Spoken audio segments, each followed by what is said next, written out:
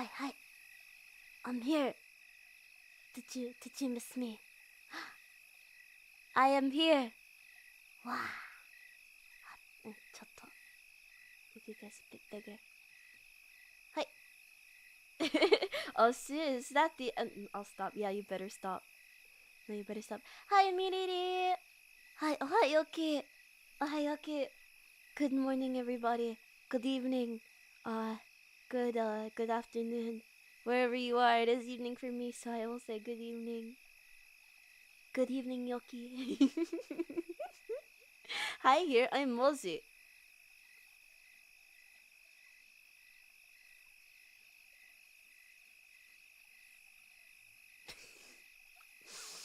Mozi.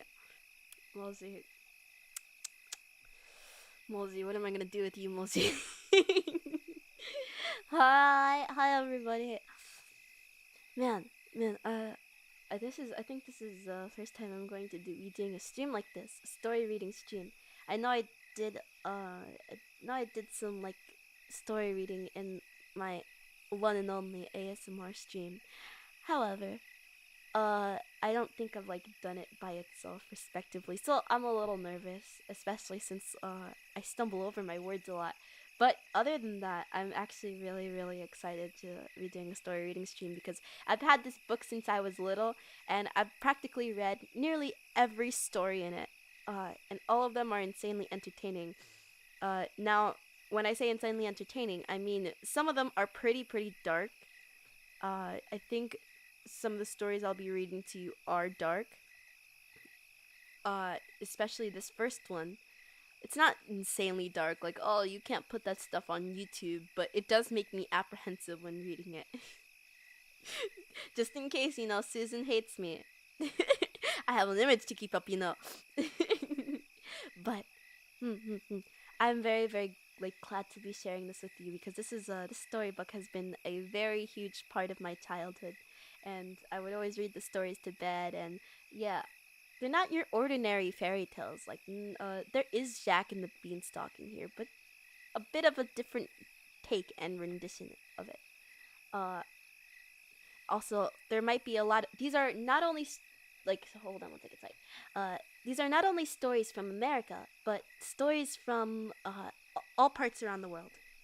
And hold on, they literally say where they're from at the end of the story. So hold on, let me see where this first story is from. Uh,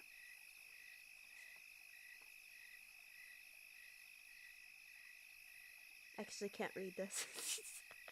I'm afraid of butchering the words, but it does say where it is from and who the original author was, and I think that's insanely interesting. Mm, mm, mm, mm, mm. So you will be hearing stories you've never heard before. Mm-hmm. Yoki reading me a bedtime story, nice. But sadly, I can't fall asleep without cuddling her. Aw, you can do without me for one night, can't you? Just sit back and relax. I got this. I won't be screaming into the mic this time. Ah, man. I'm glad all of you are here, and I'm glad I get to share this with the TLDR. I'm sorry, I have a job. Keep on streaming. It's okay, Miriri. Thank you for coming. I'm glad you were here. Wow, bye bye. Hi-ho. Okay.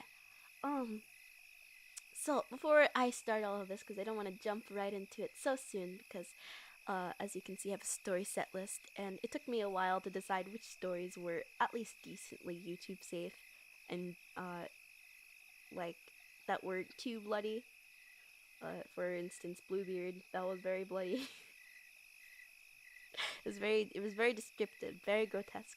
Um, so I don't want to like run out of stories before it is time to end the stream. So let's start with some idle chat, if as I would like to call it, idle chat. So good morning, good evening, Otsuyoki, everybody. Uh, how's everybody's day going? I had a very busy day. I came up with a lot of really good ideas for something I want to do in the future. Uh, Essentially, I was very happy. Um, Slowly inching my way towards a goal and getting things done step by step, like completing another step, just like gives me a lot of serotonin.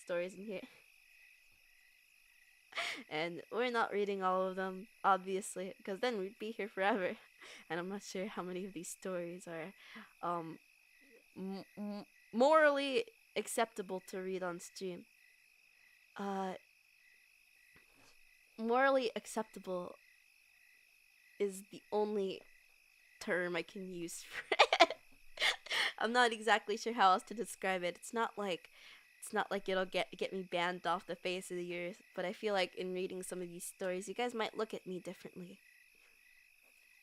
So I'm not sure whether or not it's quote unquote morally acceptable to read some of these.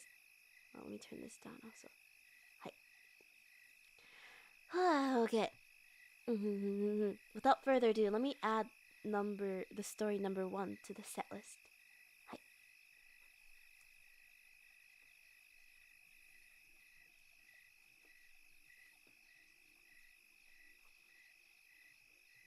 Oh, well, that is a lot bigger than I thought it was going to be. Okay, hold on. Okay, story number 1 is the slaying of the Tanuki. Okay. Ikuzo, let me move this down right here. Hi. Alright, are you ready? Is everybody ready? Is everybody ready? Are you guys ready? For yokai, me, Yoki the yokai. Or should I say Yoki the yoki, to read stories. We would never look at Yoki differently. I mean, we look at you like a rotten egg to begin with. Xot. Xot. You know, I can't say I didn't expect that. Alright. Ikuzo. The slaying of the Tanuki. Near a river and between 2 high mountains, a man and his wife lived in a cottage a long, long time ago. A dense forest lay all around the cottage, and there was hardly a path or a tree in the whole wood that was not familiar to the peasant from his boyhood. In one of his wanderings he had made friends with a hare, and many an hour the two passed together, when the man was resting by the roadside eating his dinner. Now this strange friendship was observed by the Tanuki, a wicked, quarrelsome beast who hated the peasant, and was never tired of doing him an ill turn. Again and again he had crept to the hut, and finding some choice morsel put away for the little hare, had either eaten it if he thought it was nice, or trampled it to pieces so that no one else should get it. And at last the peasant lost patience and made up his mind that he would have the Tanuki's blood. For many days the man lay hidden, waiting for the Tanuki to come by, and when one morning he marched up the road thinking of nothing but his dinner he was going to steal, the peasant threw himself upon him and bound his 4 legs tightly so that he could not move. Then he joyfully dragged his enemy to the house, feeling at length that he has gotten the better of the mischievous beast who had done him so many ill turns. He shall pay for them with his skin, he said to his wife. We will kill him, and then we will cook him. So saying, he hanged the Tanuki, head downwards, to a beam, and went out to gather wood for a fire. Meanwhile, the old woman was sitting at the mortar, pounding the rice that was to serve them for the week, with a pestle that made her arms ache with its weight. Suddenly she heard something whining and weeping in the corner, and stopping her work, she looked round to see what it was. That was all the rascal wanted, and he put directly on his most humble air and begged the woman in the softest voice to loosen his bonds, which were hurting him sorely. She was filled with pity for him, but did not dare set him free, as she knew her husband would be very angry. The Tanuki, however, did not despair, and seeing that her heart was softened, began his prayers anew. He only asked to have his bonds taken from him, he said. He would give his word not to attempt to escape, and if he was set free, he could pound the rice for her. Then you can have a little rest, he went on, for rice pounding is very tiring work, and is not fit for weak women. These last words melted the good woman completely, and she unfastened the bonds that held him. Poor foolish creature! In one moment the Tanuki had seized her and popped her in the mortar. In a few minutes more she was pounded fine as rice, and not content with that, the Tanuki placed the pot on the hearth and was made ready to cook the peasant a dinner with flesh of his own life. When everything was complete, he looked out the door and saw the old man coming from the forest carrying a large bundle of wood. Quick as lightning, the Tanuki not only put on the woman's clothes, but, as he was a magician, assumed her form as well. Then he took the wood and kindled the fire, and very soon set a large dinner before the old man, who was very hungry, and had forgotten, all for a moment, that about his enemy. When the Tanuki saw that he had eaten his fill, and would be thinking about his prisoner, he hastily shook off the clothes behind the door and took his own shape. Then he said to the peasant, "You are a nice sort of person to seize animals and talk of killing them. You are caught in your own net. It is your own wife that you have eaten, and if you want to find her bones, you only have to look under the floor." With these words he had turned and made for the forest. The old peasant grew cold with horror as he listened, and seemed to have frozen in the place where he stood. When he had recovered himself a little, he collected the bones of his dead wife and buried them in the garden, swore over the grave to have avenged her by killing the Tanuki. When everything was done, he sat himself down in his lonely cottage and wept bitterly, and the bitterest thought of all is that he would never be able to forget that he had eaten his own wife. While he was thus weeping and wailing, his friend the hare passed by, and hearing the noise, he pricked up his ears and soon recognized the old man's voice. He wondered what had happened, and put his head at the door and asked if what was the matter. With tears and groans, the peasant told him the whole dreadful story, and the hare, filled with anger and compassion, comforted him as best he could, and promised to help him in his revenge. "The false knave shall not go unpunished," said he. So the first thing he did was to search the house for materials to make an ointment, which he sprinkled plentifully with pepper, and then put him in his pocket. Next he took a hatchet and bade farewell to the old man, and departed to the forest. He bent his steps to the dwelling of the Tanuki and knocked at his door. The Tanuki, who had no cause to suspect the hare, was greatly pleased to see him. for he noticed the hatchet at once and began to lay plots of how to get a hold of it. To do this, he thought he had better offer to accompany the hare, which was exactly what the hare wished and expected, for he knew all the Tanuki's cunning and understood his ways.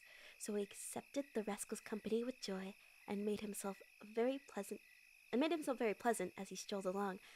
When they were wandering in this manner through the forest, the hare carelessly raised his hatchet in passing, and cut down some thick boughs that were hanging over the path. But at length, after cutting down a good tree, which had caused him many hard blows, he declared that it was too heavy for him to carry home, and he might just leave it there where it was. This delighted the greedy Tanuki, who said that they would be no weight for him, so they collected the large branches, which the hare bound tightly on his back, and then they trotted gaily to the house, the hare following after with his lighter bundle. By this time, the hare had decided what he would do. As soon as they arrived, he quietly set fire to the wood on the back of the Tanuki. The Tanuki, who was busy with doing something else, observed nothing, and only called out to ask what the meaning of the crackling sound that he heard. It is just the rattle of the stones rolling down the side of the mountain, the hare said, and the Tanuki was convinced and content, and made no further remarks, never noticing that the noise really sprang from the burning boughs on his back, until his fur was in flames, and it was almost too late to put out. Shrieking with pain, he let fall the burning wood from his back, and he stamped and howled with agony. But the hare comforted him, and told him that he was always carried with himself an excellent plaster in case of need, which would bring him instant relief. Taking out his ointment, he spread it on the leaf of a bamboo and laid it on the wound. No sooner than it touched the Tanuki leapt, yelling into the air, and the hare laughed and ran to tell his friend that the present what a trick he had played on their enemy. But the old man shook his head sadly, for he knew the villain was only crushed for a moment, and that he would shortly be revenging himself upon them. No, the only way to get any peace and quiet was to render the Tanuki harmless forever. Long did the old man and the hare puzzle together about how this would be done, and at last they decided they would make two boats, the small one of wood and the large one of clay. Then they fell to work at once. When the boats were ready and properly painted, uh, the hare went to the Tanuki, who was still very ill, and invited him to a great fish catching. The Tanuki was still feeling angry about the hare and the trick he had played on him, but he was weak and very hungry, so he gladly accepted the proposal. He accompanied the hare to the bank of the river, where two boats were moored, rocked by the waves. They both looked exactly alike, and the Tanuki only saw that one was bigger, and the other, and would hold more fish. He sprang into the large one, where the hare climbed into the one that was made of wood. They loosened their moorings and made for the middle of the stream. When they were at some distance from the bank, the hare took his oar and struck a heavy blow at the other boat. Then it broke in two. The Tanuki fell straight into the water, and was held there by the hare until he was quite dead. Then he put his body into the boat and rowed to land, and told the old man that his enemy was dead at last. The old man rejoiced that his wife was avenged, and took the hare into the house, and they lived together all their days in peace and quietness upon the mountain.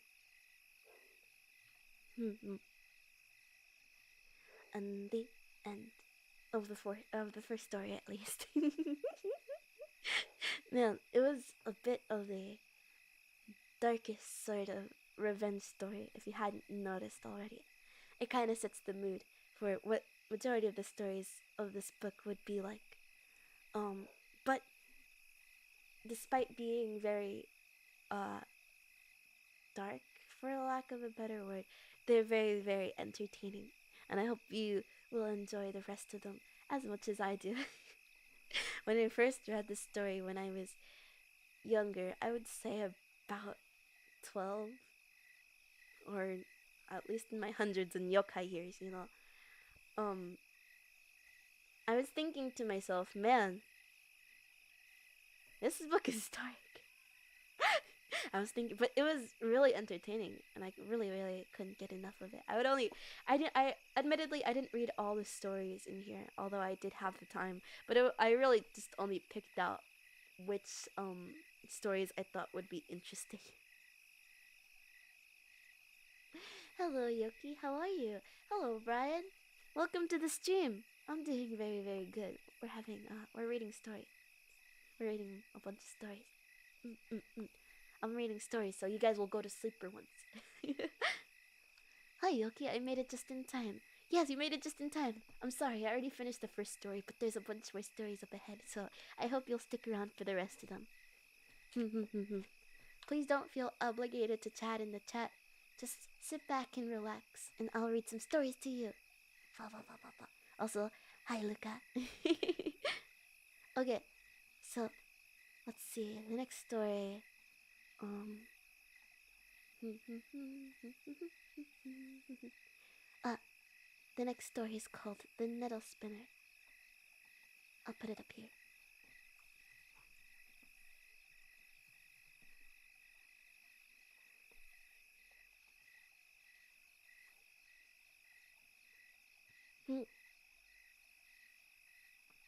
Alright, that's on page 112, I believe. 112, 112, 112, 145, 117. Ah, 112. Here we go.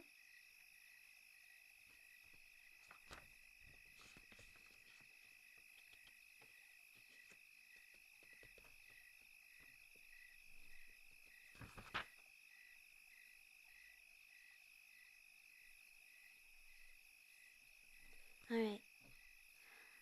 The Nettle Spinner. Once upon a time, there lived at Quesnoy in Flanders a great lord whose name was Bouchard, but whom the country people of call it. Wait, this is a bit difficult to read since it's at the bottom of the page. Hold on. Ha ha ha ha. Once upon a time, there lived at Quesnoy in Flanders a great lord whose name was Bouchard, but whom the country people called Bouchard the Wolf. Now Bouchard had a wicked, cruel heart, and it was whispered how he used to harness his peasants to the plow and force them by blows to his land. Wait, with naked feet. Okay, feet. His wife, on the other hand, was always tender and pitiful to the poor miserable.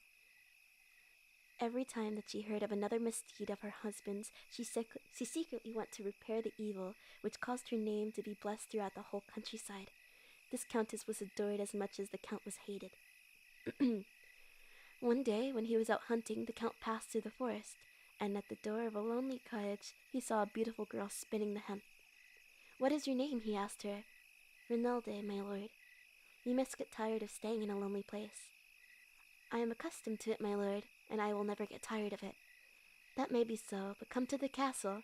I will make you lady's maid to the countess." "I cannot do that, my lord. I have to look after my grandmother, who is very helpless." "Come to the castle, I tell you. I shall expect you this evening." And he went on his way. But Renalde, who was betrothed to a young woodcutter called Gilbert, had no intention of obeying the count, and besides, she had to take care of her grandmother. 3 days later, the count again passed by. "Why didn't you come?" he asked the pretty spinner. "I told you, my lord, that I have to look after my grandmother. Come tomorrow, and I will make you lady-in-waiting for the countess." And he went on his way. This offer produced no more effect than the other, as Renalde did not go to the castle. "If only you will come," said the count to her. Next he wrote, "I will send away the countess, and I will marry you." But 2 years before, when Renalde's mother was dying of a long illness, the countess had not. Wait, is this the same page? Yes, it is. The story is a bit hard to follow. I'm sorry. But 2 years before, when Renalde's mother was dying of a long illness, the countess had not forgotten them, but had given help to them when they sorely needed it. So even if the count had really wished to marry Renalde, she would always have refused. Some weeks passed before Bouchard appeared again. Renalde hoped that she had gotten rid of him, when one day he stopped at her door, his duck gun under his arm and his game bag on his shoulder. This time Renalde was not spinning hemp, but flax. "What are you spinning?" he asked in a rough voice. "My wedding shift, my lord." "You are going to be married, then?" "Yes, my lord, by your leave." For at that time no peasant would marry but without the leave of his master. "I will not. I will give you leave on one condition. Do you see those tall nettles that grow on the tombs of the churchyard? Go and gather them. Spin them into 2 fine shifts. One shall be your bridal shift, and the other shall be my shroud. For you shall be married the day I am laid in my grave." The count turned away with a mocking laugh. Renalde trembled. Never in all of, I can't read this word, Lochingnol, I believe? had such a thing been heard of as the spinning of nettles? And besides, seemed to the Count seemed made of iron and was very proud of his strength, often boasting that he should live to be 100. Every evening, when his work was done, Gilbert came to visit his future bride. The evening came as usual, and Rinaldi told him what Picard had said. "Would you like me to watch for the wolf and split his skull with a blow from my axe?" "No," replied Rinaldi. "There must be no blood spilt on my bridal bouquet, and then we must not hurt the Count. Remember how good the Countess was to my mother." An old woman now spoke. She was the mother of Rinaldi's grandmother, and was more than 90 years old. All day she sat in her chair, nodding her head, and never saying a word. "My children," she said, "all these years I have lived in the world, I have never heard of a shift spun from nettles, but what God commands, man can do. Why should not Rinaldi try it?" Rinaldi did try, and to her great surprise, the nettles, when crushed and prepared, gave a good thread, soft, light, and firm. Soon she had spun the very first shift, which was for her own wedding. She wove and cut it at once, hoping the Count would not force her to begin the other. Just as she had finished sewing it, Butcherd the wolf passed by. "Well," said he, "how are the shifts getting on?" "Here, my lord, is my wedding garment," answered Rinaldi, showing him her shift, which was the finest and whitest ever seen. The Count grew pale, but he replied roughly, "Very good, now begin the other." The spinner set to work, as the Count returned to the castle. A cold shiver passed over him, and he felt, as the saying is, that someone was walking over his grave. He had tried to eat supper, but he could not. He went to bed shaking with fever, but he did not sleep, and in the morning he could not manage to rise.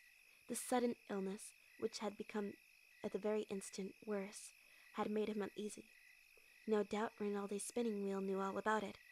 Was it not necessary that his body, as well as his shroud, should be ready for burial? The first thing Butcherd did was send to Rinaldi to stop her wheel. Rinaldi obeyed, and that evening Gilbert asked her, "Has the Count given consent of our marriage?" "No," said Rinaldi. "Continue your work, sweetheart. It's the only way of gaining it. You know, he told you himself." The following morning, as soon as she had put the house in order, the girl sat down to spin.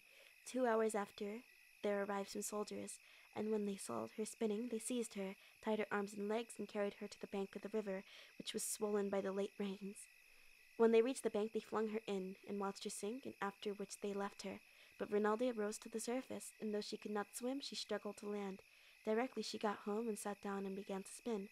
Again came the 2 soldiers to the cottage, and seized the girl, and carried her to the river bank, and tied a stone to her neck, and flung her into the water. The moment their backs were turned, the stone untied itself, and Rinaldi waded to the ford, returned to the hut, and sat down to spin. This time the Count resolved to go to Loch Kingle himself, but he was very weak and unable to walk, and he had himself borne in a litter, and still the spinner spun.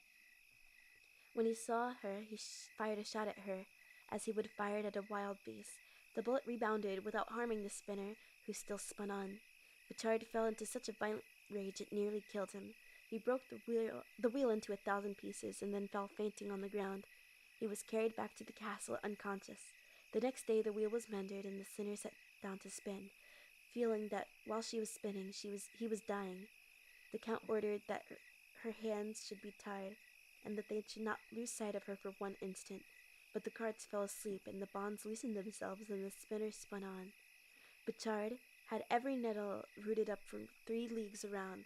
Scarcely had they been torn from the soil when they sowed themselves afresh, and grew as you were looking at them. They sprung up in the well-trodden floor of the cottage, and as fast as they were uprooted, the distaff gathered themselves a supply of nettles, crushed, prepared, and ready for spinning. And every day Butcherd grew worse, and watched his end approaching. Moved by pity for her husband, the Countess at last found out the cause of his illness, and entreated him to allow himself to be cured. But the Count, in his pride, refused more than ever to give his consent to the marriage. So the lady resolved to go without his knowledge to pray for mercy of the spinner, and in the name of Rinaldi's dead mother, she besought her spin no more. Rinaldi gave her promise, but in the evening Gilbert arrived at the cottage. Seeing that the cloth was no farther advanced than it was the evening before, he inquired the reason. Rinaldi confessed that the Countess had prayed for her not to let her husband die. Will he consent to our marriage? No. Let him die then. But what will the Countess say? The Countess will understand that it is not your fault. The Count alone is guilty of his own death. Let us wait a little. Perhaps his heart may be softened. So they waited for 1 month, for 2, for 6, for a year. The spinner spun no more. The Count had ceased to persecute her, but he still refused the consent of the marriage. Gilbert became impatient. The poor girl loved him with her whole soul, and she was more unhappy than she had been before, when Butchar was only tormenting her body. Let us have done with it, said Gilbert. Wait a little still, pleaded Rinaldi. But the young man grew weary. He came more rarely to Likungo, and very soon he did not come at all. Rinaldi felt as if her heart would break, but she held firm. One day she met the Count. She clasped her hand as in prayer, and cried, My lord, have mercy. Butchard the wolf turned his head away and passed on. She might have humbled his pride, and she had gone to her spinning wheel again, but she had done nothing of the sort. Not long after, she learned that Gilbert had left the country. He did not even come to say goodbye to her all the same, and she knew the day and hour of his departure, and hid herself on the road to see him once more. When she came, she put her silent wheel into a corner and cried for 3 days and 3 nights. And so another year went by. Then the Count fell ill, and the Countess supposed that Rinaldi, weary of waiting, had begun her spinning anew. But when she came to the cottage to see, she found the wheel silent. However, the Count grew worse and worse, till he was given up by the doctors. The passing bell was rung, and he lay expecting death to come for him. But death was not so near as the doctors thought, and he still lingered. He seemed in a desperate condition, but he got neither better nor worse. He could neither live nor die.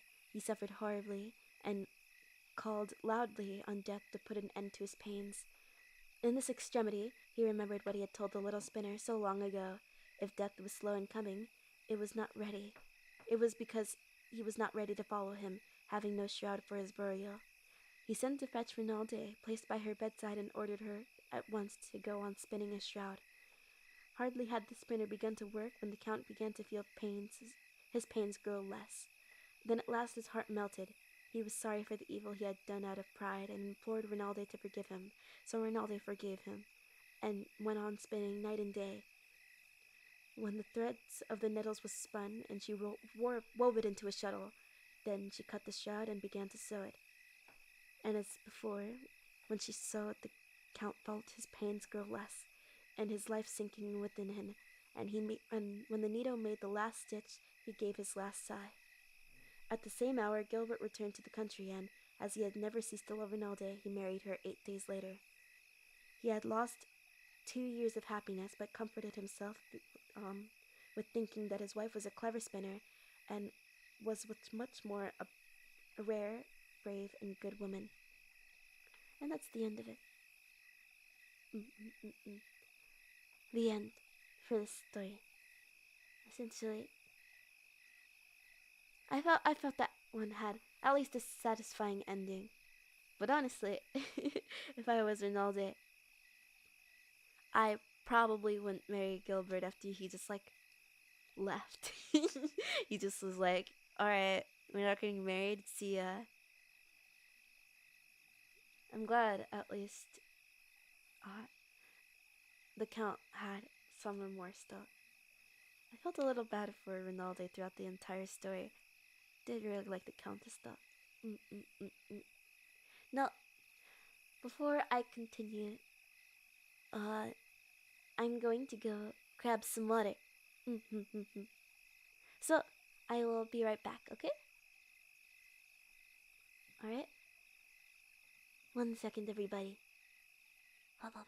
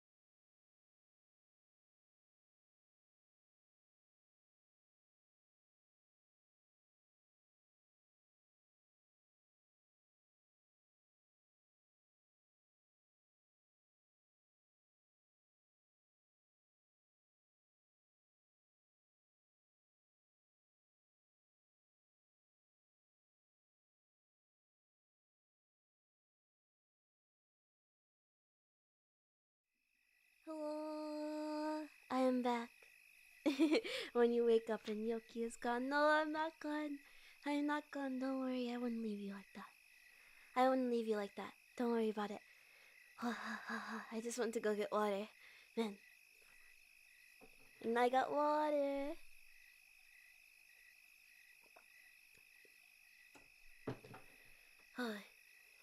Now, what was the next story again? The history of Jack the Giant Killer. Ah, okay. The story of Jack the Giant Killer. Man, these names are getting long. And it's on page 67. 67, 60, 53, and 67 should be near here.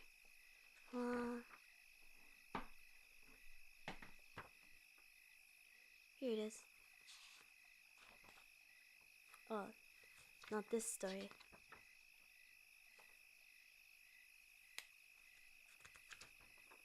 The history of Jack the Giant Killer. In the reign of the famous King Arthur, there lived in Cornwall a lad named Jack, who was named Jack. Man, my English is getting worse by the day. Who was a boy of bold temper and took delight in hearing or reading of conjurers, giants, and fairies, and used to listen eagerly to the deeds of knights in King Arthur's round table. What, man? It's always the first sentences. In those days, there lived on St. Michael's Mount off Cornwall a huge giant, 18 feet high and 9 feet round. His fierce and savage looks were the terror of all who beheld him.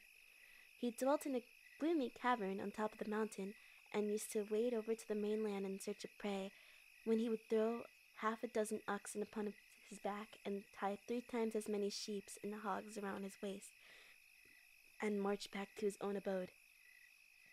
The giant has done this for many years. When Jack resolved to destroy him, Jack took a horn, a shovel, a pickaxe, his armor, and a dark lantern, and one winter's evening he went to the mount.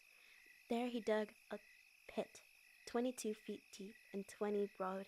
He covered the top as to make it look like solid ground. Then he blew such attentivity that the giant awoke and came out of his den, crying out, "You saucy villain, you shall pay for this. I'll broil you with my breakfast." When he had finished, he had just finished when, taking one step further, he tumbled headlong into the pit, and Jack struck him a blow on the head with his pickaxe, which killed him.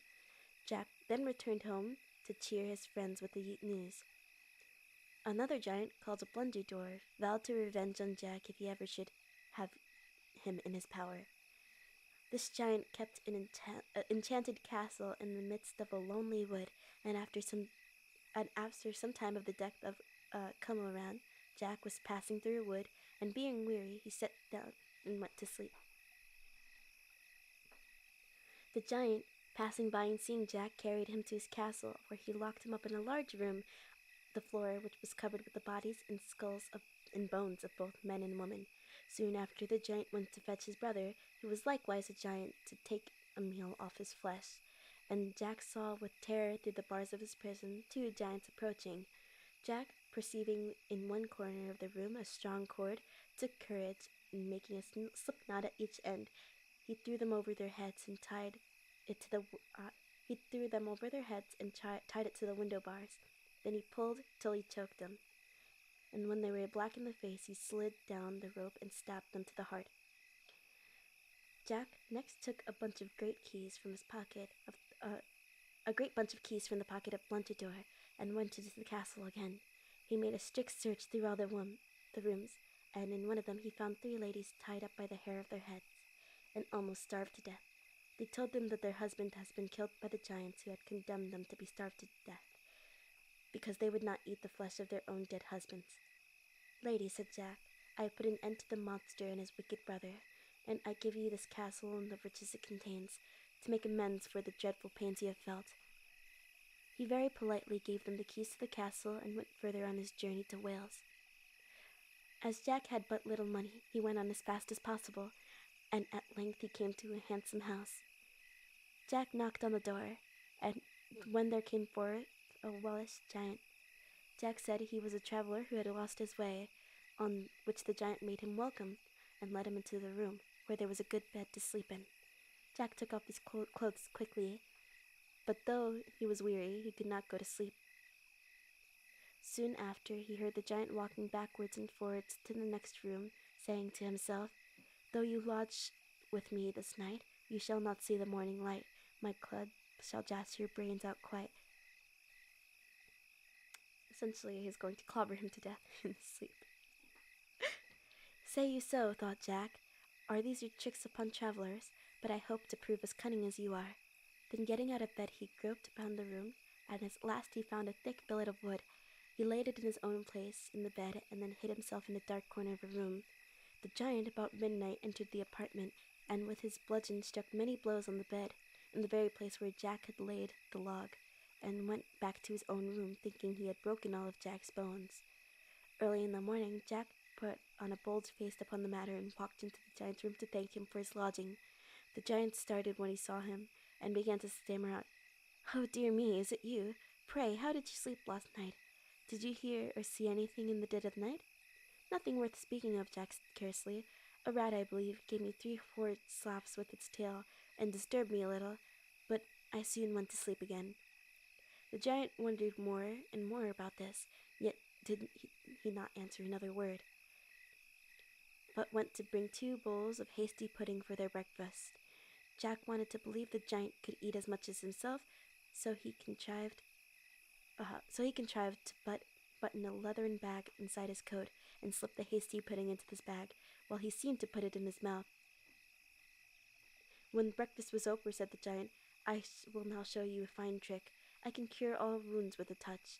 I could cut off my head in 1 minute and put it next sound again on my shoulders. You shall see an example."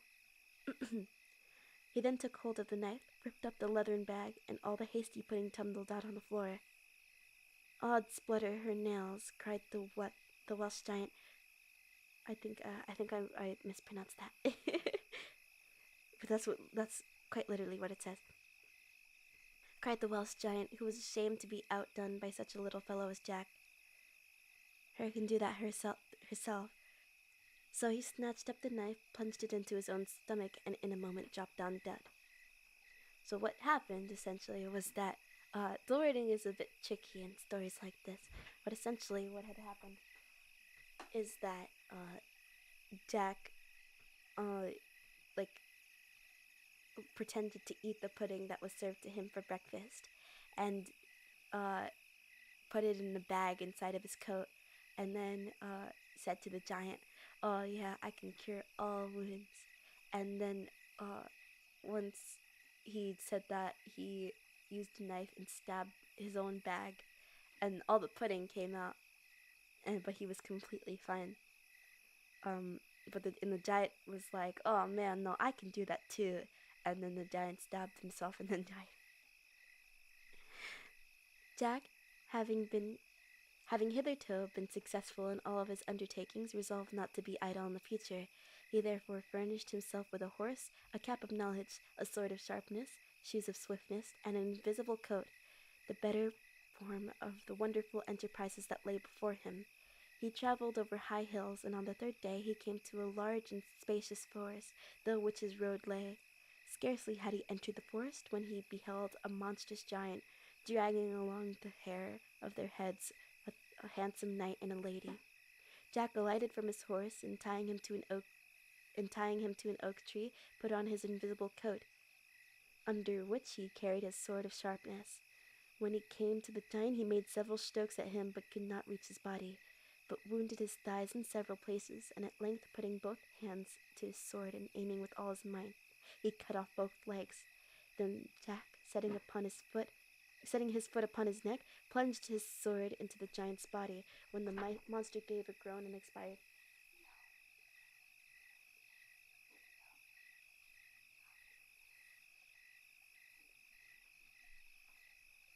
Well, the knight and his lady thanked Jack for their deliverance and invited him to their house to receive a proper reward for his services. "No," said Jack, "I cannot be easy till I find out this monster's habitation. So taking the knight's directions, Tilly mounted the horse, and soon after came in sight of another giant who was still sitting on a block of timber waiting for his brother's return. Jack alighted from his horse, and putting on his visible coat, he approached and aimed a blow at the giant's head, but missing his aim, he only cut off his nose. On this the giant seized his club and laid about him most unmercifully. "Nay," said Jack, "if this be the case, I better dispatch you."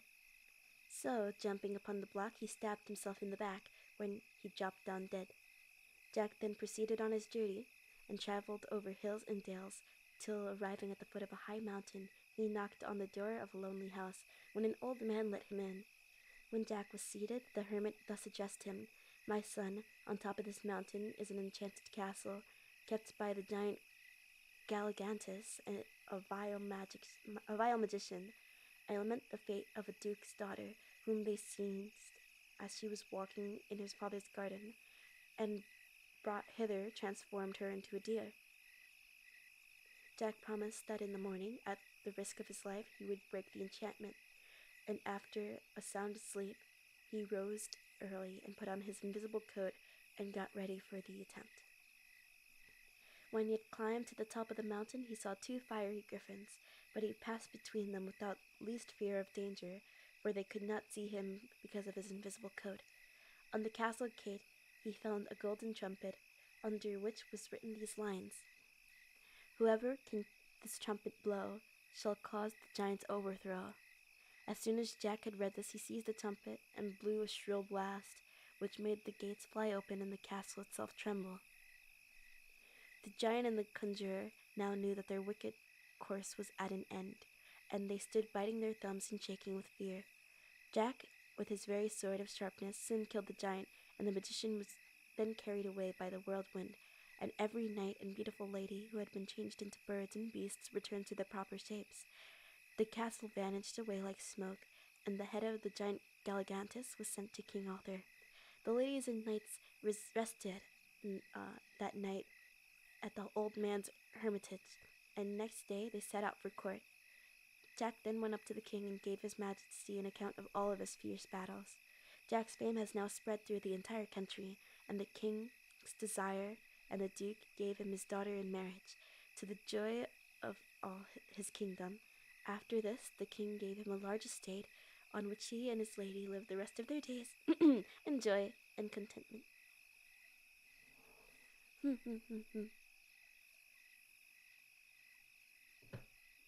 The end to the story.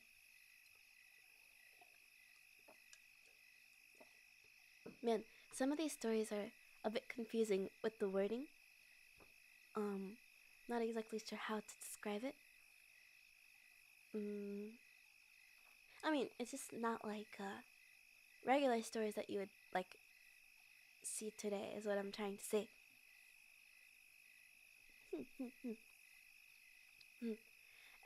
It's I sometimes stumble over it because I like rereading a sentence and second guessing myself before I'm like saying it. Like, man, is this really how the sentence is said? And I reread it and I'm like, yep, no, that's how it's said. It's a bit confusing, but it doesn't really take away from the story at all. If anything, it gives me more of an idea how, like, in what time period this was written or said, you know, and it just gives a more oldish, more, I'm not really sure about the word for it, fantasy-like aspect to the entire writing, you know? In general, it's not something I'm used to, but I do like it a lot.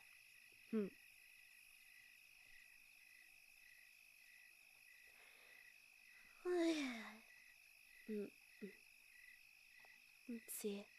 And I noticed some of the stories have like different ways of like speaking to. I like the differences though. Like some stories will be more like better worded than others. I mean, better in more so a way that I can understand without thinking about it. Now, the next story is called Prince Fickle and the fair Helena. Uh, ちょっと待って。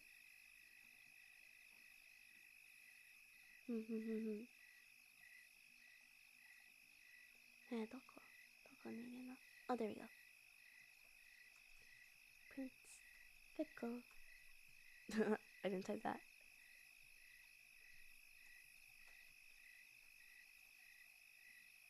Prince. None of you saw that. None of you saw that.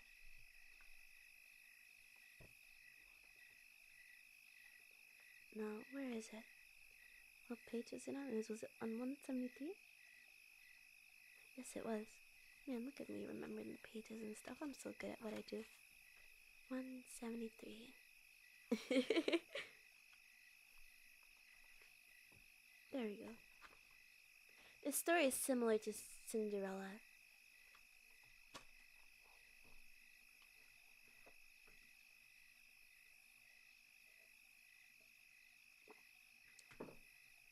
Ha.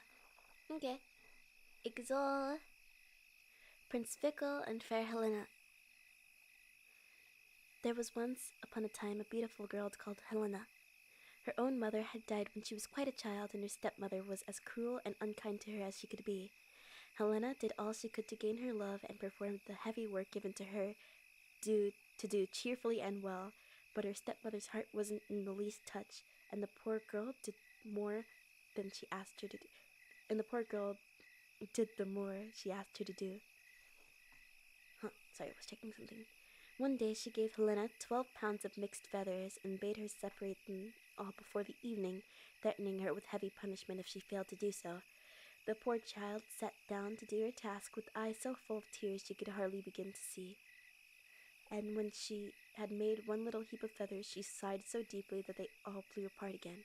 And so it went on, and the poor girl grew more and more miserable. She bowed her head in her hands and cried, "Is there no one under heaven who will take pity on me?"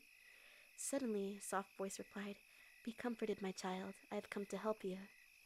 Terrified to death, Helena looked up and saw a fairy standing in front of her, who asked her in the kindest way possible, Why are you crying, my dear?" Helena, who had for so long heard not a friendly voice, confided her sad tale of woe to the fairy, and told her what the new task she had been given to do was, and how she despaired of ever accomplishing it. Hydration. "Don't worry yourself about it any more," said the kind fairy. "Lie down and go to sleep, and I'll see that your work is done all right." So Helena lay down, and when she awoke, all the feathers were sorted into little bundles, but when she turned to thank the good fairy, she had vanished. In the evening, her stepmother had returned and was much amazed to find Helena was sitting quietly with her work all finished before her. She praised her diligence, but at the same time racked her brain as to what was a harder task she could set her to do. The next day, she told Helena to empty a pond near the house with a spoon which was full of holes. Helena set to work at once, but soon found what her stepmother had asked her to do was an impossibility. Full of despair and misery, she was in the act of throwing the spoon away, when suddenly the kind fairy stood before her again and asked her why she was so unhappy. When Helena told her of her stepmother's new demand, she said, "Trust to me, and I will do your task for you. Lie down and have a sleep in the meantime." Helena was comforted and lied down, and before you would have believed it possible, the fairy roused her gently and told her the pond was empty. Full of joy and gratitude, Helena hurried to her stepmother, hoping that now at last her heart would be softened towards her. But the wicked woman was furious in frustration of her own evil designs, and only thought of what harder things she could set the girl to do. The next morning she ordered her to build before evening a beautiful castle, and to furnish it from garret to basement. Helena sat down on the rocks which had been pointed out to her as the site of the castle, feeling very depressed, but at the same time with a lurking hope that the kind fairy would come once more to her aid. And so it turned out. The fairy appeared, promised to build the castle, and told Helena to lie down and sleep in the meantime. At the word of the fairy, the rocks and stones rose and built themselves into a beautiful castle, and before sunset it was all furnished inside and nothing left to be desired. You may think how grateful Helena was when she woke and found her task all finished, but her stepmother was anything but pleased, and went through the whole castle top and bottom to see if she could find some fault which she could punish Helena. At last she went down to the cellars, but it was so dark that she fell down the steep stairs and was killed on the spot. So now Helena was now the mistress of the beautiful castle, and lived there in peace and happiness, and soon the noise of her beauty was spread abroad, and many wooers had tried to come and gain her hand. Among them, one Prince Fickle by name, who had very quickly won the love of fair Helena. Well, this sentence is very poorly structured. This sentence is very poorly structured.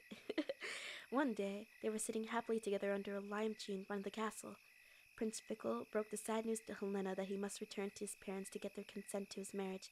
He promised faithfully to come back to her as soon as he could, and begged her to await the return under the lime tree where they had spent so many happy hours. Helena kissed him tenderly, and parting on his left cheek, and begged him not to let anyone else kiss him there when they were parted.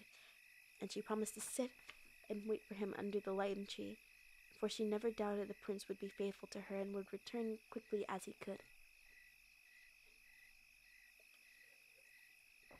Yoki has such a good reading voice. Thank you. And so she sat for 3 days and 3 nights under the tree without moving, but her lover never returned. She grew very unhappy and determined to set out to look for him. She took as many of her jewels as she could carry, and 3 of her most beautiful dresses, one embroidered with stars, one with moons, and the third with suns, all of pure gold. Far and wide she wandered through the world, but nowhere did she find any trace of her bridegroom. At last she gave up in search of despair.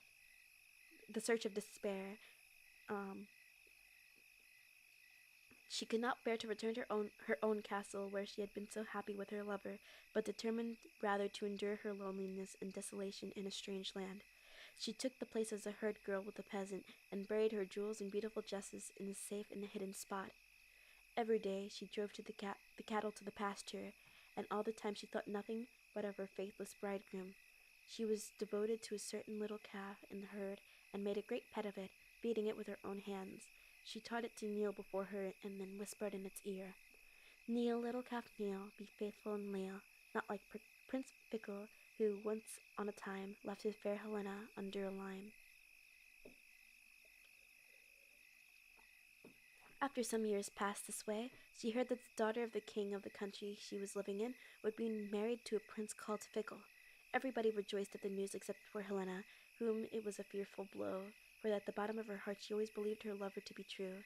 Now that it chanced that the capital led right to the village where Helena was, and often when she was leading her cattle forth the meadow, Prince Fickle rode past her without ever noticing the poor herd girl, so engrossed in the thoughts of his new bride. Then it occurred to Helena to put his heart to the test, and to see if it weren't possible to recall herself to him. So one day Prince Fickle rode by, and she said to her little calf, "Kneel, little calf, kneel, be faithful and leal, not like Prince Fickle, who once on a time left his fair Helena under the lime." When Prince Fickle hadn't heard her voice, it seemed to remind him of something. When Prince Fickle heard her voice, it seemed to remind him of something that he couldn't remember, for he hadn't heard the words distinctly, as Helena had only spoken them in a very low and with a shaky voice. Helena herself had been far too moved to see what impression her words made on the prince, and when she looked round he was already far away. But she noticed how slowly he was writing, and how deeply sunk he was in thought, so she didn't quite give herself up as lost. In honor of the approaching wedding, a feast lasting many nights was to be given in the capital. Helena placed all her hopes on this, and was determined to go to the feast there to seek out her bridegroom. When the evening drew near, she stole out the peasant's cottage secretly, and going into her hiding place, she put on the dress embroidered with the gold suns and all her jewels, and loosened her beautiful golden hair, which she had now worn under a kerchief, and adorned thus, she set out for the town. When she entered the ballroom, all eyes were turned on her, and everyone marveled at her beauty. No one knew who she was. Prince Fickle, too, was quite dazzled by the charms of the beautiful maiden, and never guessed that she had once been his own lady love. He never left her side all night, and it was with great difficulty that Helena escaped him in the crowd when it was time to return home. Prince Fickle searched for her everywhere and longed eagerly to see her the next night, when the beautiful lady had promised to come again. The following evening, fair Helena started early for the feast. This time she wore her dress embroidered with silver moons, and her hair placed in a silver crescent. Prince Fickle was enchanted to see her again, and she seemed to him even more beautiful than she was the night before. He never left her side and refused to dance with anyone else. He begged her to tell him who she was, but she refused to do so. He implored her to return next evening, and she promised him she would. On the third evening, Prince Fickle was so impatient to see his fair enchantress again that he arrived at the feast hours before it began, and never took his eyes off the door. At last Helena arrived in a dress with all gold silver stars, and with a girdle of silver stars around her waist, and a band of stars in her hair. Prince Fickle was more in love than ever, and begged once again to tell him her name. Then Helena kissed him silently on the left cheek, and in one moment Prince Fickle recognized his old love. Full of remorse and sorrow, he begged her forgiveness, and Helena, only too pleased to have gotten him back again, did not, you may be sure, kept him waiting very long for her pardon. And so they were married and returned. Whoops. I read it. I read it wrong. It made it seem like she didn't forgive him. Helena, who was only too pleased to have gotten him back again, did not, you may be sure, keep him waiting very long for her pardon. And so they were happily married and returned to Helena's castle, where they are no doubt sitting happily together under the lime tree. Now, this story took a very interesting turn in the middle. I almost forgot. I almost forgot what the story was originally about. I almost forgot what it was about in the first place. But again, it had a satisfying ending. I wonder what happened to Prince Fickle's other wife. I wonder if she's okay with all of this. I wonder if she's okay with all of this. I feel a little bad for her. I don't think she was evil or anything. I just think she kind of, I don't know. I don't know. I wonder what happened to her.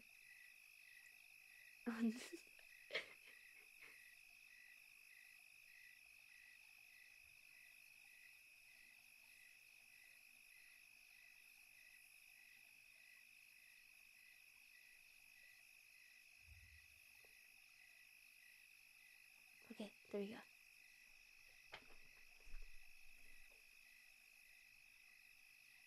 Absolute NTR. I, I, hmm. I'm not sure how to feel about this entire story. This was an NTR story, Cope. Well, I can't say you're wrong, but at least let me have this, okay? I can't say you're wrong, but listen, it's a bedtime story. Leave it alone. Leave it alone. Alright. The next story. Man, have I been going on for that long?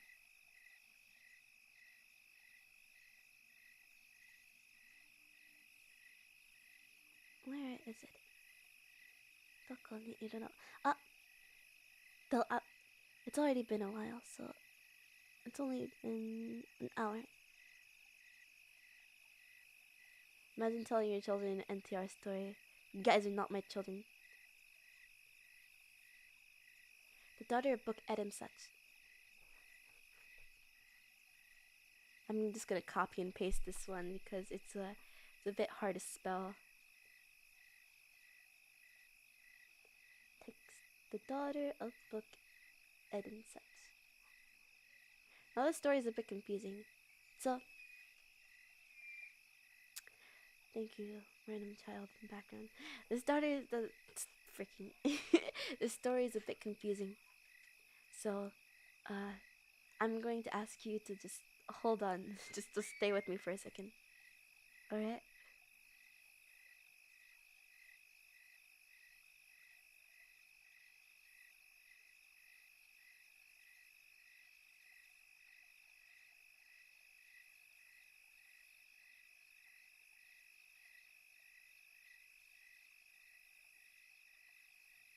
Here we go. Where is it? It was on page 349, I think. 349. 349, 349, 349. 349. 46, 47, 48, 49. Nope, wrong one. It's 340. Whoops. There we go. The daughter of Book Adam such.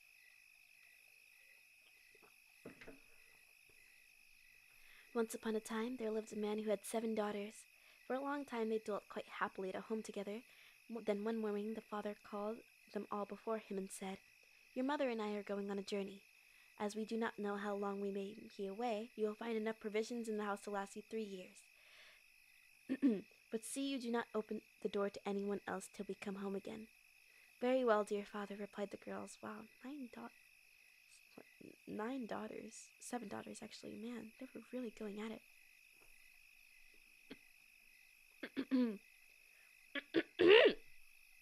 Sorry to anybody I scared.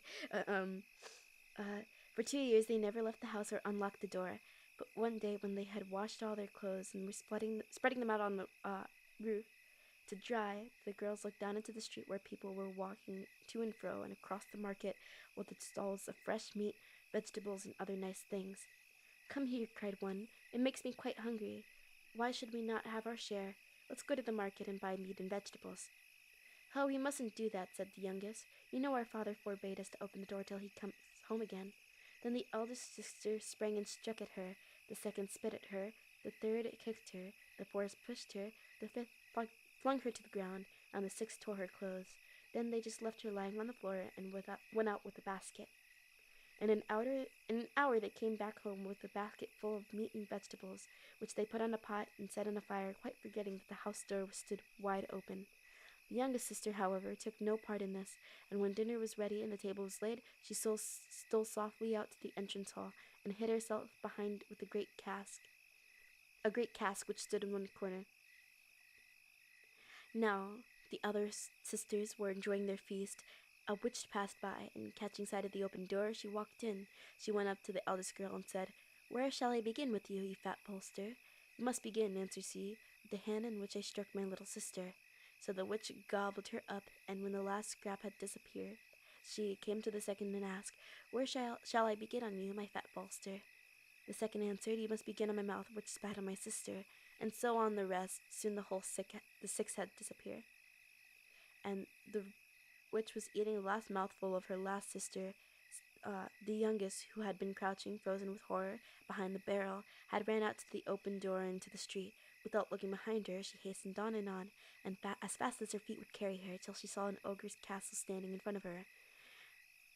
In a corner near the door she spied a large pot, and crept softly up to it, and pulled the cover over it, and went to sleep. And by the time the ogre came home, "Fee, fi, fo, fum," cried he, I smell the smell of a man. What ill fate has brought him here?" And he looked through the rooms and found nobody. "Where are you?" he called. "Do not be afraid. I will do you no harm." But the girl was silent. "Come out, you," repeated the ogre. Your life is quite safe. You are an old man, you shall be my father. If you are a boy, you shall be my son. If you are years as many as mine, you shall be my brother. If you are an old woman, you shall be my mother. If you are a young one, you shall be my daughter. If you are middle-aged, you shall be my wife. So come out and fear nothing." Then the maiden came out of her hiding-place and stood before him. "Fear nothing," said the ogre again. When he went away to hunt and left her over to look after the house, in the evening he returned, and bringing with him hares, partridges, gazelles, and for the girl's supper, for the girl's supper, for he himself had only cared about the flesh of men, which she cooked for him.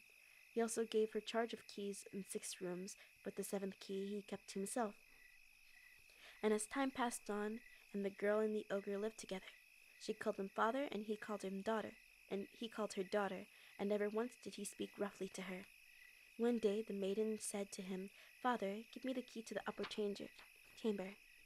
"No, my daughter," replied the ogre, "there is nothing there that is of any use to you." "But I want the key," she repeated again. However, the ogre took no notice and pretended not to hear. Then the girl began to cry and said to herself, "Tonight, when he thinks I'm asleep, I will watch and see where he hides it." And after she and the ogre had supped, she bade him a good night and left the room. In a few minutes, she stole quietly back and watched from behind a curtain. In a little while, she saw the ogre take the key from his pocket and hide it in a hole in the ground before he went to bed. And when all was still, she took out the key and went back to the house. The next morning, the ogre woke with the first ray of light, and the first thing he did was look for the key. It was gone, and he had guessed what had become of it.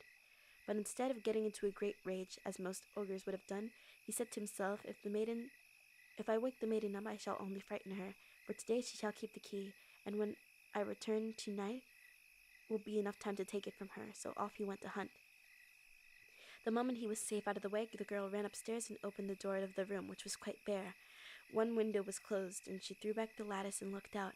Beneath lay a garden which belonged to the prince, and the garden was an ox who was drawing up the water from a well all by himself, and nobody else was to be seen anywhere. The ox raised his head at the noise of the girl Maiden opening the lattice, and said to her, "Good morning, O daughter of Book Edismuch. Your father is feeding you up till you are nice and fat, and then he will put you on a spit and cook you." These words so frightened the maiden that she burst into tears and ran out of the room. All day she wept, and when the ogre came home at night, no supper was ready for him. "What are you crying for?" said he. "Where's my supper? And it is you who opened the upper chamber?" "Yes, I opened it," answered she. "And what did the ox say to you?" "He said, 'Good morning, O daughter of Book Edismuch. Your father is feeding you up until you are nice and fat, and then he will put you on a spit and cook you.'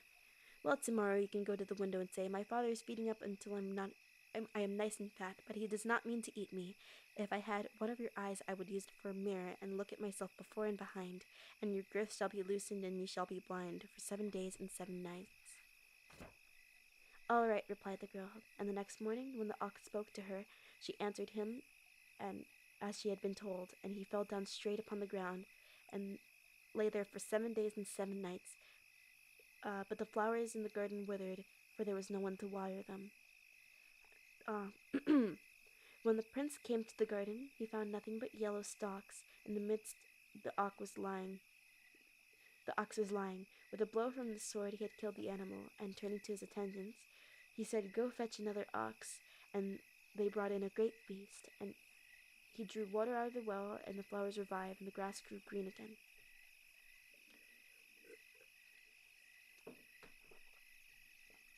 Then the prince called his attendants and went away. The next morning the girl heard the noise of the water wheel, and she opened the lattice and looked out the window. "Good morning, O daughter of Buck Edismuch," said the new ox. Your father is feeding you up until you are nice and fat. Then he will put you on a spit and cook you." The maiden answered, "My father is feeding me up until I am nice and fat, but he does not mean to eat me. If I had one of your eyes, I would use it for a mirror and look at myself before and behind, and your girth shall be loosened and you shall be blind 7 days and 7 nights." Directly she uttered these words, and the ox fell to the ground and lay there 7 days, 7 nights. Then he arose and began to draw water from the well. He had only turned the wheel once or twice when the prince took it into his head to visit the garden and see how the new ox was getting on. When he entered, the ox was working busily, but in spite of that, the flowers and grass were dried up. Then the prince drew his sword and rushed at the ox to slay him, as he had done the other. But the ox fell on his knees and said, "My lord, only spare my life, and let me tell you how it happened." "How it happened?" asked the prince. "My lord, a girl looked out from the window and spoke a few words to me, and I fell to the ground. For 7 days and 7 nights I lay there, unable to move. But oh, my lord, it has not given us twice to behold beauty such as hers." "It is a lie," said the prince. "An ogre dwells there, and it is likely that he keeps a maiden in his upper chamber." "Why not?" replied the ox. "But if you come here at dawn tomorrow and hide behind that tree, you will see it for yourself." "So I will," said the prince, "and you will find that if I find that you have not spoken truth, I will kill you." So the prince left the garden, and the ox went on with his work. Next morning the prince came to the garden, only to find the ox busy with his water wheel. "Has the girl appeared yet?" he asked. "Not yet, but she will not be long. Hide yourself in the branches of that tree, and you will soon see her." The prince did as he was told, and scarcely was he seated when the maiden threw open the lattice. Good morning, O daughter of Buck Edismuch, said the ox. Your father is feeding you up until you are nice and fat, and then he will put you on a spit and cook you. My father is feeding me up until I am nice and fat, but he does not mean to eat me. If I had one of your eyes, I would use it for a mirror and look at myself before and behind, and your girth shall be loosened, and you shall be blind 7 days and 7 nights. And hardly had she spoken, the ox had fallen to the ground, and the maiden shut the lattice and went away. But the prince knew that what the ox said was true, and she had not equal in the whole world. And he came down from the tree, his heart burning with love. Why has the ogre not eaten her? Thought he. This night I will invite him to my for supper in my palace, and question him about the maiden, and and find out if she is his wife. So the prince ordered a great ox to be slain and roasted whole, and 2 huge tanks to be made, one filled with water and the other with wine. And towards the evening he called his attendants and went to the ogre's house to wait in the courtyard until he had come back from hunting. The ogre was surprised to see so many people assembled in front of his house, but he bowed politely and said, "Good morning, dear neighbors. To what do I owe the pleasures of this visit? Have I not offended you, I hope?" "I have not offended you, I hope." "Oh, certainly not," answered the prince. "Then," continued the ogre, "what has brought you to my house today for the first time?" "We would like to have supper." Whoops. "We would like to have supper with you," said the prince. "Well, supper is ready, and you are welcome," replied the ogre, leading his way into the house, where he had a good day, and there was plenty of game in the bag over his shoulder. A table was clearly prepared, and the prince had already taken his place, when he suddenly exclaimed, "After all, Buck Edismuch, suppose you have come to supper with me?" "Where?" asked the ogre. "In my house. I know it is all ready." "But it's so far off. Why not stay here?" "Oh, I will come another day, but this evening I must be your host." So the ogre accompanied the prince and his attendants back to the palace. After a while, the prince turned to the ogre and said, "It is a wooer that I appear before you. I seek a wife from an honorable family." "But I have no daughter," replied the ogre. "Yes, you have. I saw her at the window." "Well, you can marry her if you wish," said he. So the prince's heart was glad, as he and his attendants rode back with the ogre to his house. And as they parted, the prince said to his guest, "You will not forget the bargain we have made?" "I am not a young man. I never break any promises," said the ogre, and he went in and shut the door. Upstairs he found the maiden, waiting till he returned to have her supper, for she did not like eating by herself. "I have had my supper," said the ogre, "for I had been spending the evening with this prince." "Where did you meet him?" said the girl. We are neighbors, and we grew up together. Tonight I promised that you should be his wife."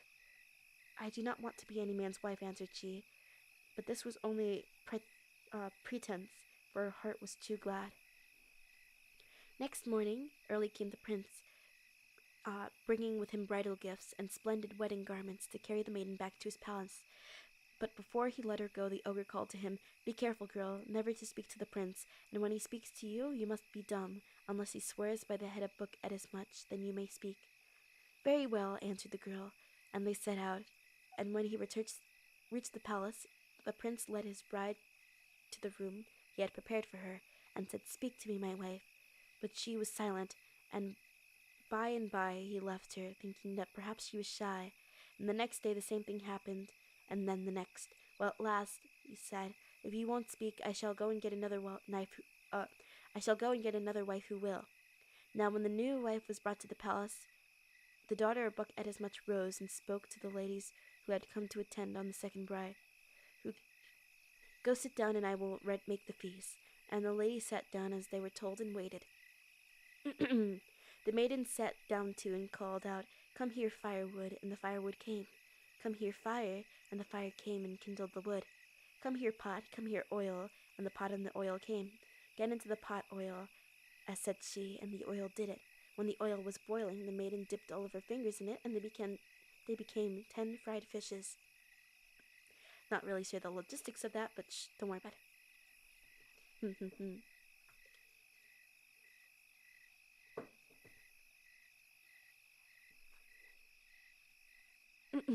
"Come here, oven," she cried next, and then the oven came.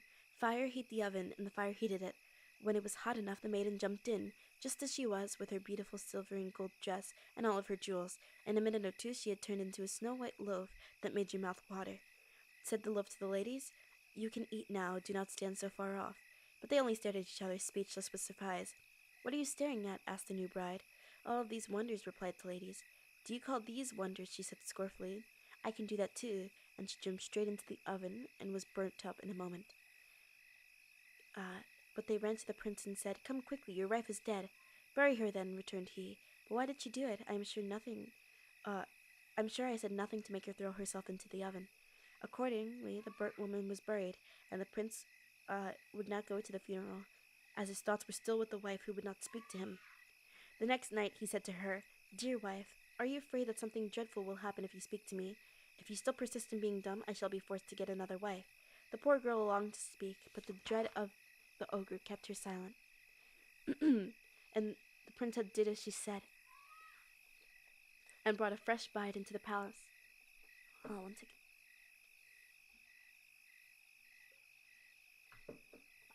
And brought a fresh bride into the palace.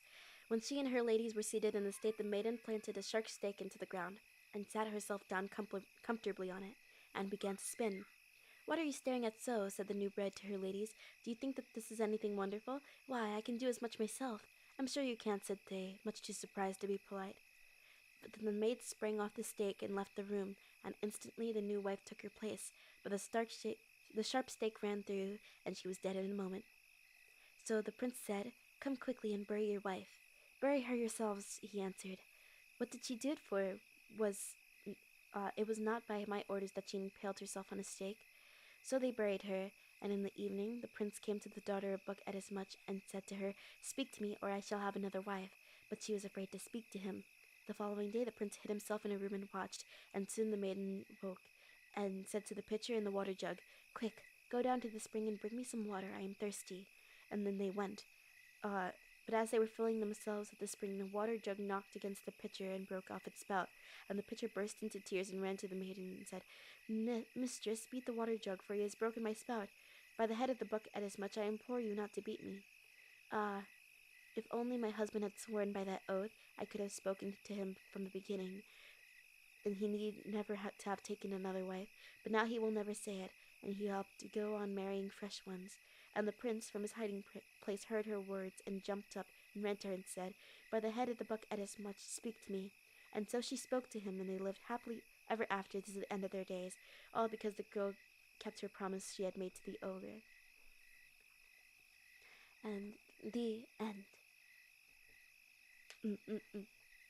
And I think that is all the stories we are going to have for tonight.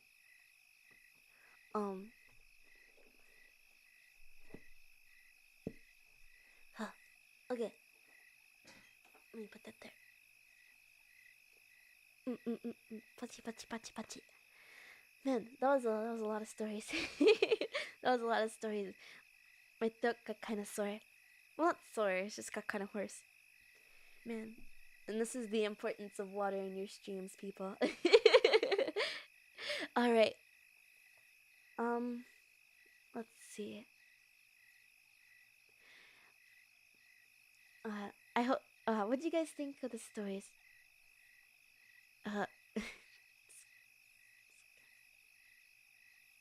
That's good ASMR. This isn't ASMR. This isn't an ASMR stream. This isn't an ASMR stream. This is a story reading stream. There's a difference.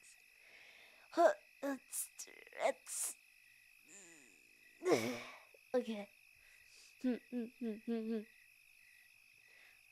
I enjoy the child screaming in the background ASMR. LMAO. Listen, I have no control over it. You're gonna have to deal with it. The stories are brutal. Oh yeah, I never said that they would be like non-brutal stories. There's a really, really brutal story in here. The Nettle Spitter was my favorite. Really? I'm glad you liked it. I'm glad you liked it.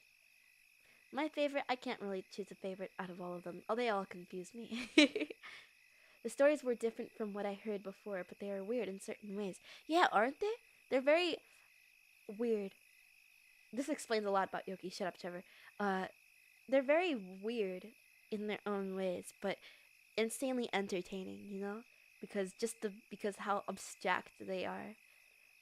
And just how, like, for the lack of a better word, never let them know your next move.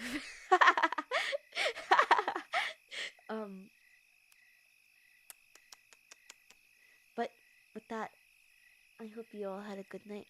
I hope thank you for letting me read you guys stories. I had a very very fun time, and I'm glad a lot of you seem to like it, and a lot of you um were kind of falling asleep. I hope I can send you to sleep. I hope I can send you to sleep. Hmm, mm, mm, mm.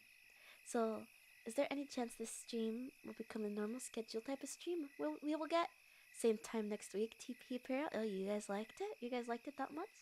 Uh, maybe I can make it into a regular thing. I mean, there's hundreds of stories in this book, so I doubt I'll be running out of any sort of content story-wise anytime soon. So, sure, why not? We could do a story. We could do another story reading stream next week or the week after. Mm mm mm mm. Hopefully, I can actually get a dream stream this time. mm. All right. Uh, I'm glad everybody liked it a lot. I'm really, really glad everybody liked it a lot. Uh, I'm excited to do this sort of thing again. I was really embarrassed because I kept stumbling over my words a lot, but it's because apparently, looking at you guys, I have nothing to worry about. It's already been an hour and 30 minutes, so I think that's a good time to end it. I love you, Yokai. I love you too, Leah. All right. Is it time to start saying Otsuyoki? I'm gonna start from the top. Mm-mm-mm. Otsuyoki, Trevor. Otsuyoki, Leah. Otsuyoki, Violet. Otsuyoki, Mozi. Otsuyoki, Delano. Otsuyoki, Adam. Otsuyoki, ACAC. Otsuyoki, Choconuts. This is a very nice listen. I'm glad you got to tune in. I'm glad you got to tune in. Mm-hmm. Otsuyoki Lakan. Have a good one, Yux. Thanks for the stream. I hope you have a good one too. Otsuyoki Wee Sen. Happy Father's Day. uh, Riv is like a very, very tired old dad. He's definitely tired of me by this point. It would be rude of me not to wish him a happy Father's Day. Everybody wish Riv a happy Father's Day too. mm, mm, mm, mm. Is that everybody thus far? Is that everybody thus far?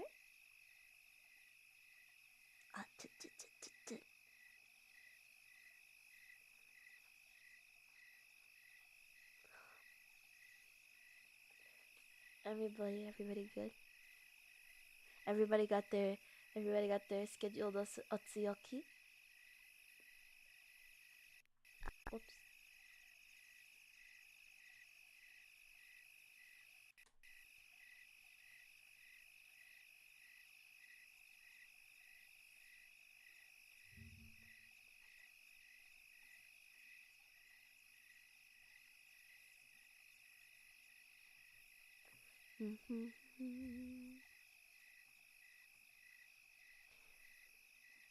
Time for two. Oh, you guys, are you guys?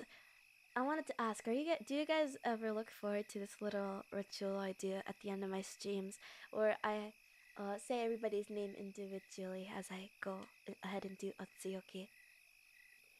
Do you guys like when I do that? I like having little rituals I can rely on. They make me very, very, very happy and like very happy when I enact them. Especially seeing that everybody likes being acknowledged in my chat. Occasionally, usually, some people I don't get to when talking, and I feel I don't want anybody to feel left out in my stream. I try to respond to as many messages as I can, but again, there's only so much I can respond to during a stream when I'm trying to both entertain and talk with you guys. So I usually do this little thing to make sure nobody goes unnoticed during my stream. I do see all of you, and I do care a lot about all of you, no matter how many they baby during a stream. Uh, uh, mm, mm, mm, mm. Small streams like this never really bothered me in terms of like, I know, not to move on to a uh, bit of a darker, not darker, that's not the word I'm looking for, a bit of a less lighthearted topic. I have seen some people's in my stream saying, "Man, we're the only ones here," or "Man, it's only mods in here." But genuinely, I think I'm happier this way. I get really shy in front of like a lot of people, and I feel like I have to live up to a lot of expectations. But I'm very happy for the small little community I've kind of grown on my own. And well, I wouldn't mind being bigger. I'm very happy with the way it is now, and I'm glad I can. I'm still at a position where I can still do smaller rituals like this and call out everybody individually and not get overwhelmed by doing such. Mm-mm-mm-mm. So, in the meantime, I want to cherish these sorts of moments before I work harder to become uh, even an even better Yoki and appeal to more people. So, in the meantime, I'm just gonna have a comfy old time, you know? And I hope you guys will support me for as long as that takes. Mm-mm-mm. Please don't ever think that I will forget any of you, even if by some miraculous happening that Yoki reaches more people. Please don't think that that I'll forget any of you guys. Mm-mm-mm. I get very happy when I see familiar faces in my chat, and I do recognize you despite my really bad memory. I have a keen memory on usernames, you know? I do remember the people that come often in my stream. Sorry, Yoki, but I believe you will get bigger as a streamer soon, so rip your shyness. Oh no, not like this. I'm glad you believe in me. Thank you for believing in me. Yoki will become a better yokai. Just wait for it, okay? Okay, now, I'm not gonna stall you guys anymore. Here's your Otsuyoki too. Otsuyoki, everybody. Thank you for joining me on my little stream of mine. Otsuyoki. Otsuyoki. Bye bye. You can see it, but I'm waving at you. I'm waving. Can you see it? Ta ta ta ta ta ta. Bye bye. mm, mm, mm, mm. No, stall more. Oh man. Don't worry, I'll be back. Stall. Oh, good night, Yoki. Good night, Otsuyoki. Bye bye. Bye bye. Man, I don't want to leave, but I have to. Bye bye, everybody. I hope you have a good night. Get a lot of rest, okay? Bye bye.